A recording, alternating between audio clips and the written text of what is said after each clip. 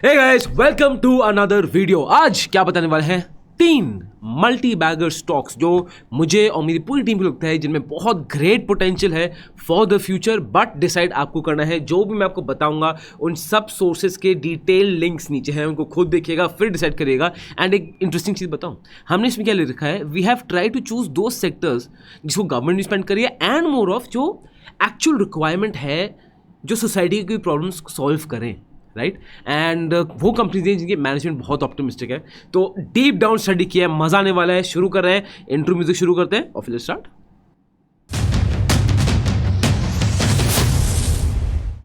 This content is only for education purposes. We do not provide any buy or sell recommendations. Please do your own research before making an investment decision. All the companies mentioned in the content have no association with us until...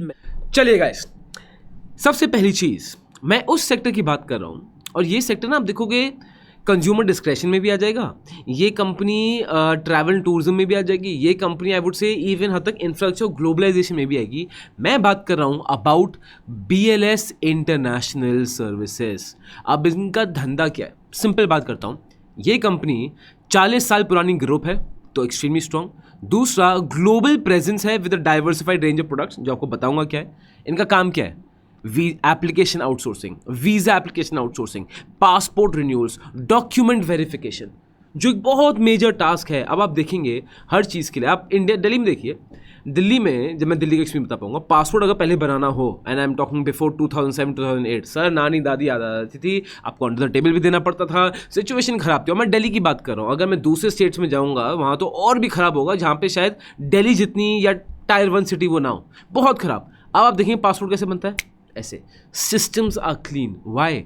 because ये जो छोटे काम है ना, government has to privatize it. Government की possible ही नहीं है कि गवर्नमेंट, कोई भी गवर्नमेंट इतनी एफिशिएंट हो जाए कि वही डेटा कलेक्ट कर रही है, डॉक्यूमेंटेशन कर रही है, सबमिशन कर रही है, इतनी सारी चीज़ें हैं, एंड टू एंड कवर कर रही है, प्रोसेस मेंटेन कर रही है, वो गवर्नमेंट की कैपेबिलिटी की बाहर आती है। That is where private players step in, that is where BLS international services step in for all these systems. ठीक है, आप देखेंगे BLS इंटरनेशनल सर्विसेज ये एक global provider to government to citizen, G2C service को बोलते हैं, in 66 countries servicing plus 46 plus government clients.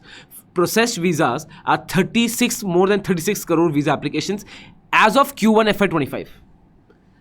This is the, आप देख रहे हो इसका कितना ज़्यादा स्कोप है। This business is scalable from all ends, this and also, that and also. And generally ये सब बिजनेसेस ना इंडिया को आउटसोर्स में मिल जाते हैं। अभी इनकी क्लाइंटल की भी बात करेंगे, एंड इंडिया का जो मार्केट रेपुटेशन बाहर है ना, कि ऐसे outsource service business Indian companies can handle well. और ये ऑब्वियसली TCS, विप्रो, इन्फोसिस, इन सब की वजह से अपनी रेपुटेशन बहुत स्ट्रॉन्ग बन गई। इंडिया एज अ ग्लोबल पे आप देखोगे is more of a service provider rather than a manufacturer. तो मेरा सबसे पहली चीज़ आती है, ठीक है। इसमें जो छोटी छोटी चीज़ें आपको बता रहा हूँ क्या क्या है, इसमें आ जाएगा आपका visa processing, document verification, attestation, biometrics, visa courier, photocopy, insurance, translation, passport renewal, authentification, हर चीज़। मतलब एम्बेसीज वगैरह में इनका बहुत मेजर काम है। दूसरा आप देखेंगे इनकी डिजिटल सर्विसेज भी आ जाती हैं, इनके फिर B2C सर्विसेज भी हैं, गवर्नेंस सर्विसेज भी हैं, account opening, Aadhaar PAN registration, certificate, POS, ticketing, सब में आते हैं। They have reach up to 27,000 plus business correspondents, 1,10,000 plus touch points, 1,000 plus e-stores, present in 52 districts, 26,000 plus centers. Clients क्या हैं? Indian Overseas Bank, SBI, SGFC Bank and others. KYC में भी they play a major role. End to end ये service provide करते हैं। And अगर आपको simply बताऊं कि सर्विसेज क्या क्या होंगी, आप देखेंगे reception to information inquiry, documentation submission, secure data storage, biometric and cash handling, quality checks, data transmission, उसके बाद embassy processing, delivery of final documents, couriered और collected in person, daily consultation compliance, world class infrastructure कि आपको करना है, जो online ना ज़्यादा से ज़्यादा ज़रूरी होता जा रहा है। आप देखेंगे कितने ये इतनी बड़ी ये प्रॉब्लम है जिसके बारे में कोई बात नहीं करता है, जो दुनिया को हेल्प करिए just to operate, businesses governments को हेल्प करिए टू ऑपरेट। एंड ये विद टाइम डिजिटलाइजेशन के साथ ना बढ़ता ही जाएगा। पहले जो था कि खाता बुक्स मेंटेन हो रही हैं, DDA की, RWA की, चलो RWA तो बहुत ही छोटा लेवल हो गया, DDA की, MCDs की, ठीक है, MMS की, अब वो सब डिजिटलाइज हो रहा है। And this BLS international is a major player in this. अब बात करते हैं इस कंपनी की मैनेजमेंट की। मैनेजमेंट सर पूरी बनियों की है और मुझे लगता है सिर्फ बनिए ही हैं जो ऐसी प्रॉब्लम ढूंढ पाते हैं। जो गौरव गुप्ता का जो है ना, जो बोलते हैं कि छांट छांट के प्रॉब्लम निकालते हैं, वो बनिए ही हैं। सो यस, देखेंगे Diwakar Agarwal is a chairman जो 40 साल के एक्सपीरियंस रखते हैं इस फील्ड में। फिर करण अग्रवाल एग्जीक्यूटिव डायरेक्टर, 14 साल के एक्सपीरियंस है। फिर शिखर अग्रवाल जिनके पास 10 साल से ज़्यादा एक्सपीरियंस है, राइट। फिर Nikhil Gupta and mister Amit Sudhakar. Yes, ये एक फैमिली रन भी है, तो आप देखिए यहाँ पे फादर भी हैं, चिल्ड्रन भी है, दैट जिसको मैं एक नेगेटिव ले सकता हूँ, बट इसमें जो डायरेक्ट और इनडायरेक्ट डायरेक्टर्स का प्रोपोर्शन है that is still okay, right. तो उसमें मुझे इतना उसमें कंसर्न लगा, बट हाँ मतलब फादर सन बिजनेसेस जनरली मुझे ठीक लगते हैं, बट इसमें आई कैन हैव माई बाइस, मैं हल्का सा कॉशियस रहता हूँ बिजनेस में, राइट। तो दिस इज़ वन थिंग। इसकी मैं और भी थोड़ी बिजनेस में रिस्क भी बताऊँगा, डोंट वरी, आप देखते जाओ, ठीक है। उसके बाद आता है इनका एक वो व्हाट इज़ द एडवांटेज। एक एडवांटेज जो इस बिजनेस का मुझे बड़ा इंटरेस्टिंग लगा ना, what they do is they make exclusive and long term contracts. And मैंने से long term I mean 5 to 10 years. मतलब अगर बोला गवर्नमेंट ऑफ इंडिया ने बोला कि सर आप हमारे पासपोर्ट सर्विसिंग आप ही करोगे, और वर्ल्ड वाइड जो हमारी इंडियन एम्बेसीज है उनका काम आप ही कर रहे हो, तो ये एक्सक्लूसिव लेंगे और 5-10 साल के लेंगे, जिससे क्या होगा, इनका कंपटीशन कम हो जाता है, इनके क्लाइंट रिलेशनशिप स्ट्रॉन्ग हो जाता है, इनका री इनकरिंग स्टेटस बढ़ जाता है। मतलब फॉर अस इन्वेस्टर्स ये बहुत मेजर एक सिक्योरिटी हो जाती है। उसके बाद बात करेंगे, ये एक एसेट लाइट मॉडल में ऑपरेट करते हैं, जहाँ पे इनके लीज्ड सेंटर्स हैं, ये ओन नहीं करते हैं। तो asset turnover ratio is 9.7x in FY25 which is very good, ठीक है। स्केलेबल मॉडल है एंड ऑपरेशनल फ्लेक्सिबिलिटी देता है, फास्ट जोग्राफिकल एक्सपेंशन देता है, लो फिक्स कॉस्ट स्ट्रक्चर देता है। तो on a business model I feel, मतलब देख रहे हैं 40 साल से कंपनी है, they have cracked it. And with time जैसे जैसे इसकी रिक्वायरमेंट बढ़ती गई ना, this company has really went up. अगर आप बात करोगे अपकमिंग फ्यूचर कॉन्ट्रैक्ट्स की, इनके पास मेजर कॉन्ट्रैक्ट्स वर्थ 100-200 करोड़, मतलब आई नो करोड़ डॉलर में लिखा हुआ है, crore dollars are up for renewal in the next 2 years। तो एक मुझे ये है कि probability of high revenue growth वो हाई है, कैश फ्लो बिजनेस का अच्छा है। उसके बाद ग्रोथ वाया मर्ज एक्विजिशन, ये स्ट्रेटेजिक मर्जर एक्विजिशन भी कर रहे हैं to get into new fields, जो मेरे लिए कंसर्न है, अभी मैं आपको बताऊंगा आगे क्यों, ठीक है। उसके बाद इनका जो रेवेन्यू ग्रो कर रहा है at a CAGR of 37%, EBITDA grow कर रहा है at a CAGR of 81%, profitability इनकी इंप्रूव कर रही है, ROE तो बहुत ज़्यादा तगड़ा है, so all that is extremely good. Plus जैसे मैंने बताया इनकी कैश पोजीशन तगड़ी है sir, net cash balance is of 928 crore, right. अगर ये वॉरेन बफेट आके वाला का बहुत मेजर चीज़ थी कि I only like those business जिनमें कैश फ्लो हैवी हो, राइट। लॉन्ग टर्म में वही बिजनेस टिकते हैं, and this business can be. आप खुद सोचिए, लॉन्ग टर्म में लोग इंडिया में आएंगे, इंडिया में बाहर जाएंगे, एप्पल यहाँ पे कंपनी खोल रहा है, कितने मैन्युफैक्चरर्स इधर खोलेंगे, टेस्ला आएगा, बहुत सब कुछ आना इंडिया में ही है। ये business can do extremely well, right, in the long term. And liquidity एक बिजनेस सस्टेन करता है, धंधा है ही वैसा, ठीक है। 1000 करोड़ का है, एसेट लाइट मॉडल यूज़ कर रहे हैं, and they are going for inorganic growth everything. And जैसे I give you a small, आप देख सकते हैं कि क्या क्या इसमें आ रहा है, तो आप इस बार स्क्रीन पॉज करके देख भी सकते हैं कि क्या क्या ई सर्विसेज भी ला रहे हैं, फ्यूचर जो BLS सेंटर खोलेंगे इसमें क्या क्या होगा, तो you can see the thing. So for me it's a good place to be in, ये सारे अट्रैक्टिव जगहों में जा रहा है, राइट। अब ग्रो ड्राइवर्स की बात करते हैं, why would this business grow.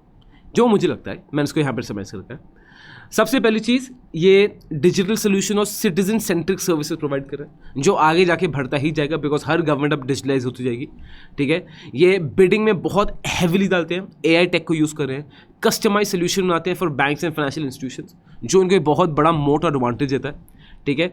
ये इनऑर्गेनिक एक्सपेंशन भी कर रहे हैं, स्ट्रैटेजिक एक्विजिशंस दूसरों को भी एक्वायर कर रहे हैं, जोग्राफिक एक्सपेंशन कर रहे हैं, ये आउट ऑफ इंडिया जा रहे हैं, जैसे उनको बताया they are in several countries, they are doing strong government partnerships, focus on strong brand building. So all these are good for the undoubtedly, but risk जैसे मैं आपको बता रहा हूँ, अब क्या पता ये बिकॉज फादर सन बिजनेस है, that's why this is happening, and this is one concern for me. But again you can leverage it by saying कि गोया तो 40 साल पुराना बिजनेस है, तो अब क्यों फादर सन में इशू आएगा, which I agree with you. But ये मुझे एक फैक्टर मुझे समझ नहीं आया, यहाँ पे ये भी होता क्योंकि इन्होंने 51% स्टेक ये SLW मीडिया में ले लिया। पहली चीज़, मीडिया हाउस उनका बिजनेस ही नहीं है, तो क्यों लिया है। एंड ये मीडिया हाउस भी गोल्फ इवेंट मैनेजमेंट कुछ भी कर रहा है, सो आई डोंट नो इसका क्या लॉजिक है, क्या नहीं है। So this is one of my concerns, but otherwise I feel fundamentally आप देखेंगे, बिजनेस वाइज देखेंगे, सेक्टर वाइज देखेंगे, it is doing very very very well. It checks most of the boxes for me.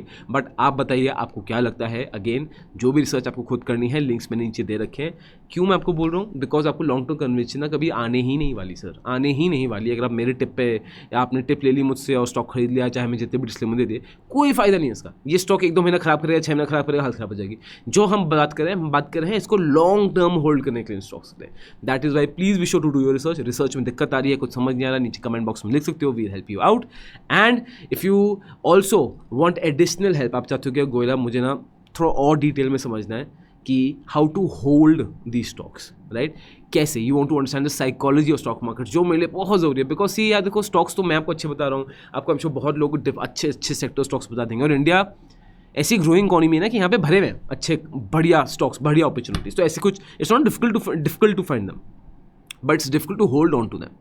80% is only holding the stock. That 80% effort only goes into holding a stock. Only 20% goes in buying and selling. That's it, which is minimal, right?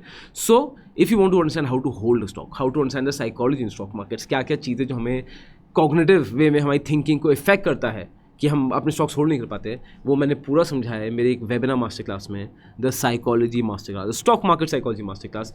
If you interested, link उसका मैं नीचे दे दूंगा, so please check it out. ठीक है? और अभी तक वीडियो देख लो तो like subscribe, I would really appreciate. अब आ जाते हैं सेकंड कंपनी में. अब सेकंड कंपनी के पहले आप बताओ कौन सा सेक्टर होगा. मेरे लिए जो एक सेक्टर आगे जाके बहुत अच्छा करेगा ना, वो है रिसाइकलिंग. अब हाँ, इन्वायरमेंट फ्रेंडली और बहुत चीज़ें हैं, क्लाइमेट चेंज वगैरह, वो आई फील इसमें बहुत R&D होनी है, विद टाइम ठीक होगा. बट इसी रिन्यूएबल स्पेस में एक रिसाइकलिंग ऐसा सेक्टर, इसको कोई देखता ही नहीं है. Recycling and recycling of metals, recycling of minerals, हर चीज़ has to be recycled. Because एक टाइम पे माइनिंग को भी रोकना पड़ेगा. मैं बात कर रहा हूँ जिस कंपनी की, which is for me is going to solve this problem, is Gravita India limited. Company 1992 से है, मेरी बर्थ डेट से कंपनी है, ठीक है. One of India's largest lead producers है, they are into mining also. Business verticals क्या है?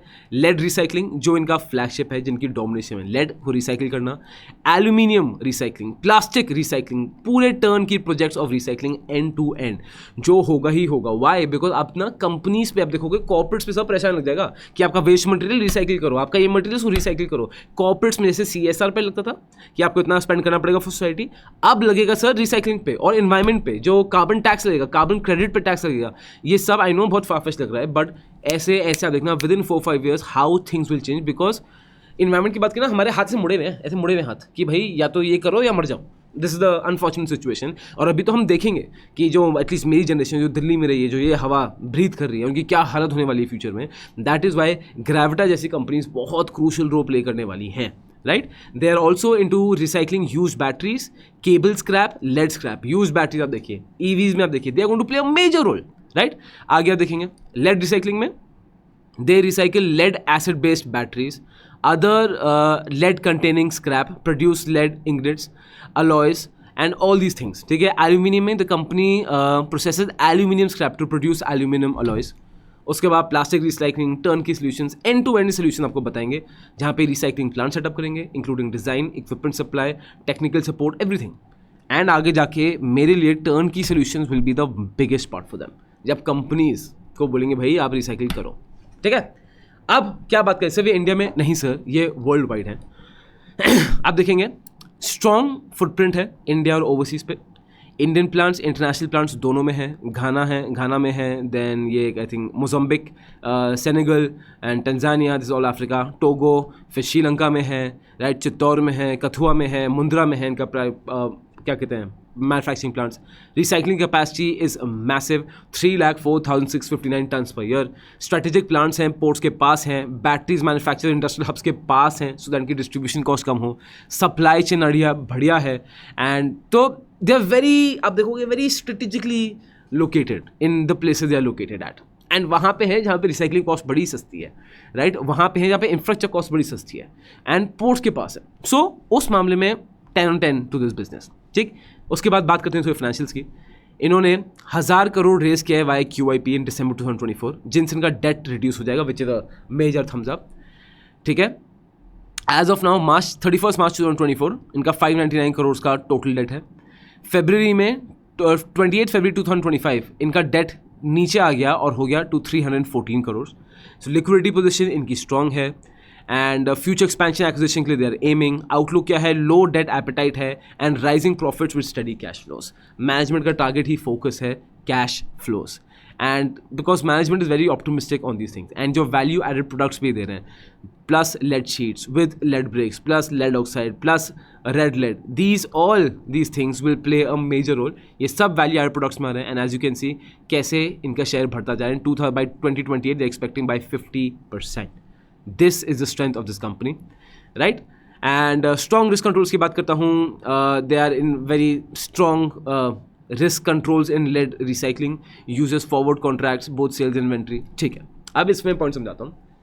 अब जब लेड की बात कर रहे हैं, माइनिंग की बात करना, तो एक बहुत मेजर चीज़ आती है कि लेड की प्राइस ऊपर नीचे चेंज हो सकती है in the open market. Aluminium की प्राइस ऊपर नीचे हो सकती है, जिसकी वजह से जो अलॉयज़ की प्राइस ऊपर नीचे चेंज हो गई तो इनका क्या था, प्रॉफिट मार्जिन उड़ जाए। जब लेड बहुत महंगा है तो बहुत अच्छा कमा रहे हैं, जब खत्म हो गया तो जीरो कमा रहे हैं। इसके लिए ये कंपनी क्या करती है, ये सिर्फ ये कंपनी नहीं, हर कंपनी करती है, ये हेजिंग इसको बोलते हैं। जैसे आप देखो बड़ी बड़ी कंपनी जैसे मार्को, वो भी करते हैं। जब वो पैराशूट ऑयल, कोकोनट ऑयल बेच रहे हैं, है ना, तो उसमें पाम ऑयल होता है, बहुत कोकोनट ऑयल तो कोकोनट ऑयल होता है, बस बहुत चीज़ों में पाम ऑयल वगैरह बहुत चीज़ें होता है, राइट। एंड पाम ऑयल के प्राइस ऊपर नीचे चलती रहती है। तो ये कंपनीज अपनी इन्वेंट्री ऐसी मेंटेन करती हैं कि पाम ऑयल की प्राइस ऊपर नीचे हो जाए, ये एक ही रेंज पे अपना प्रोडक्ट सेल करते हैं। प्रोडक्ट की आपने देखा पैराशूट की प्राइस ऊपर नीचे नहीं होती, चाहे कोकोनट की प्राइस कितनी भी ऊपर नीचे हो जाए, राइट, चाहे जैसी भी रेनफॉल हो, जैसे भी सिचुएशन हो। तो उस हिसाब से this companies also do hedging, जो ये कंपनी भी करती है। एंड जैसे आप देख सकते हो, ये इनका एबिटा मार्जिन आपको दिखा रहा है। And if I see this is the London metal exchange जो LME है, तो उसकी कंपैरिजन में दे आर डूइंग वेल और मैनेजमेंट अच्छा है। ये बिजनेस में एक रिस्क है, इसको तो कोई डिनाई नहीं कर सकता, बट मैनेजमेंट इसमें अच्छा कर रही है। LME कंपेरिजन में बेटा अच्छा हो रहा है, सो दिस इज गुड, ठीक है। इसके बाद और चीज़ आती हैं, ये पूरे स्ट्रॉन्ग टर्न की सोल्यूशन दे रहे हैं, R&D में अच्छा ये इन्वेस्ट करते हैं, which is very good. Plus they are going in to, India is going in from informal to formal recycling, जो मैं आपको पहले बता रहा था। देखेंगे जैसे बैटरी वेस्ट मैनेजमेंट एक रूल्स, एक गवर्नमेंट ऑर्गेनाइजेशन आ रही है। एक्सटेंडेड प्रोड्यूसर रिस्पॉन्सिबिलिटी EPR एक गवर्नमेंट ऑर्गेनाइजेशन आ रही है। गुड्स एंड सर्विसेज टैक्स में भी अब रिसाइकलिंग आ रहा है, राइट। तो रिसाइकलिंग को एक फॉर्मल स्ट्रक्चर दे रहे हैं, जहाँ पे जैसे मैं आपको बता दें businesses have to do CSR, अब बिजनेस को ये भी करना पड़ेगा और this will just keep helping the sector to grow and grow just by this. आप सिर्फ सेक्टर को देखोगे सर, सिर्फ सेक्टर को देखोगे तो जो फॉर्मल सेक्टर का शेयर है रिसाइकलिंग बिजनेस में फ्रॉम 20 to 75% हो जाएगा in 2026। And lead recycling market from 9,000 crore will go up to 13,875 crore और लेड रिसाइकलिंग आगे बढ़ता ही जाएगा, राइट, बिकॉज माइनिंग कम होती जाएगी विद टाइम, माइनिंग को कम होना ही पड़ेगा और कोई सोल्यूशन है ही नहीं इसका। रिसाइकलिंग पे government will have to focus, government क्या world wide government will have to focus. And आप ये देखिए, they are into new recycling verticals में लिथियम, स्टील, रबर, पेपर। 25% का इनका वॉल्यूम कैगर का ग्रोथ का टारगेट है vision 2029। Management is very optimistic, right. पैसे उन्होंने उठा लिए हैं, 25% प्लस ROIC they want to maintain, 50% से ज़्यादा they want to have value added products. तो you can pause in return, you can see everything, but undoubtedly मेरे हिसाब से बिजनेस इज स्ट्रॉन्ग। अगेन बहुत बढ़ना, मैं सुपरलेटिव वर्ड्स यूज़ कर देता हूँ। अनडाउटेडली बहुत अच्छा है क्योंकि we've done the research, we've done the work, तो मैं बड़ा एक्साइटेड रहता हूँ। बट आपको सिर्फ मेरी बात पे नहीं जाना है, दोबारा मैं आपको बोल रहा हूँ, प्लीज़ बी श्योर खुद की रिसर्च आपको करनी है। अभी तक वीडियो देख रहे हो तो एक लाइक दे सकते हो, आई वुड रियली अप्रिशिएट इट, ठीक है। अब आ जाता है सर थर्ड सेक्टर में। अब बताओ थर्ड सेक्टर क्या है। थर्ड सेक्टर सर, सेक्टर आता है इंडस्ट्रियल का, इंफ्रास्ट्रक्चर का, बिकॉज इंडिया में ग्रो करना ही करना है। इस सेक्टर में मैं बात करना चाह रहा हूँ अबाउट एलिकॉन इंजीनियरिंग कंपनी। 1960 में इंकॉर्पोरेट हुई थी, हेडक्वार्टर इन इंडिया। 2 धंधे इनका काम है। सबसे पहला धंधा इनका है पावर ट्रांसमिशन इक्विपमेंट, मतलब गियर डिवीजन। तो ये गियर्स बनाते हैं and largest gears. So if I show you, they are making gears for handling plants, from stockyard machines for crushers, for conveyors, इनके लिए गियर्स बनाते हैं। और ये गियर्स बहुत ज़रूरी होते हैं। मतलब आप गाड़ी भी देखोगे तो होता क्या है, गाड़ी में एक जब पेट्रोल जाता है इंजन में तो ये एनर्जी बनती है, राइट, काइनेटिक एनर्जी बनती है, टक टक टक टक, पिस्टन्स की एनर्जी बन रही है। उस एनर्जी को जो गियर्स ही होते हैं जो ट्रांसमिट करते हैं व्हील्स पे, तो वो इंजन जो पिस्टन्स की एनर्जी पिस्टन्स की है वो ट्रांसमिट होकर आती है टायर्स पे, फिर टायर्स से घूमते हैं। तो बीच में जो एनर्जी ऐसे जा रही है उसको टायर्स में घुमा रहे हैं, ट्रांजिट कर रहे हैं। इसमें इसको बोलते हैं ट्रांसमिशन, एनर्जी को ट्रांसमिट करना, और ये होता है थ्रू गियर्स, थ्रू लेवर्स, जो एक कंपनी बनाती है। उसके बाद इनका जो सेकेंड बिजनेस आता है वो आता है इनका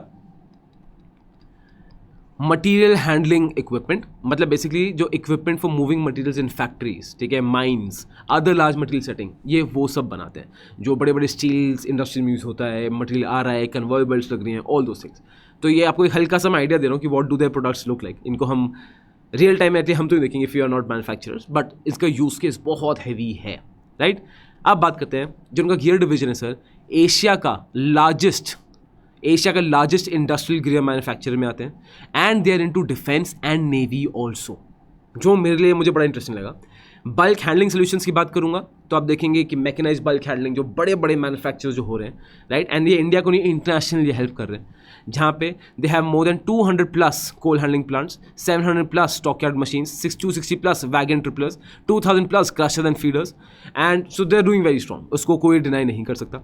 उसके बाद एशिया में इनका गियर मैन्युफैक्चरर में Asia's largest industrial gear manufacturer है, holding 39% market share of gear industrial gear, 39% market share. अब इसमें जो एक रिस्क आता है, जो मैं आपको रिस्क बताऊंगा, बट इसमें एक रिस्क आता है ना कि जनरली कमर्शियल एक्टिविटी बहुत कम हो जाती है ड्यूरिंग वॉर टाइम। और अगर इसराइल, जब मैं एटलीस्ट रिकॉर्ड कर रहा हूँ तो उस समय ये इसराइल और ईरान का इशू चल रहा है अभी, तो उस समय अभी तो सीज फायर चल रहा है। आई डोंट नो जब आप वीडियो देखेंगे तो सीज फायर है या हट गया है, फिर दोबारा शेलिंग हो गई, but this can be a problem. तो जब भी वॉर पे पैसा जाता, वॉर स्टार्ट हो जाती है ना, तो इंडस्ट्रियल एक्टिविटी कम हो जाती है, जो स्टॉक को हिट कर सकता है।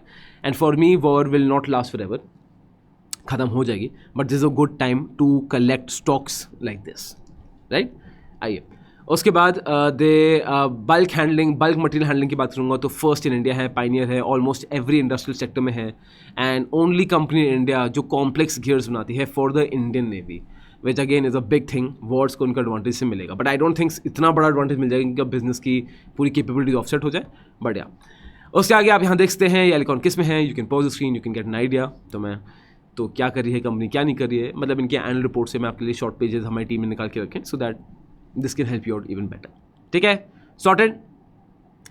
प्लस ये इनका distribution network is crazy, 95 countries ज़्यादा ये सर्विस कर रहे हैं। इफ आई ज़ूम इन तो आपको ये थोड़ा दिख जाएगा कि ये कहाँ कहाँ है, मतलब ग्लोबल कंपनी ही है, राइट। 2 R&D सेंटर हैं, ये इनके रिलेशनशिप मैनेजर्स हैं, मतलब जिनसे कस्टमर्स हैं, आप कस्टमर्स देखिए, अडानी, भेल, फिर DCM श्रीराम, मतलब वन ऑफ द बिगेस्ट। एक टाइम पे तो DCM Shriram was like the Reliance and Dabur of India, right, बहुत, मतलब अपने टाइम पे, अब तो थोड़ा नीचे हो गया, but still you can not hide anything from it.